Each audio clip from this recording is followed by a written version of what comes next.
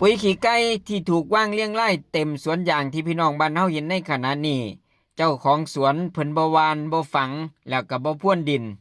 เพิ่นเลือกปาดกระสอบฝั่งด้านล่างให้ปุ๋ยสัมผัสกับพื้นดินโดยตรงส่วนกระสอบด้านบนสมบูรณ์จังที่พี่น้องบ้านเฮาเห็นอยู่ในขณะนี้บางคนบอกว่าหากยางจะย่างหาอาหารเองตรงไหนมีปุ๋ยตรงนั่นคือแหล่งดูดซึมของหากยาง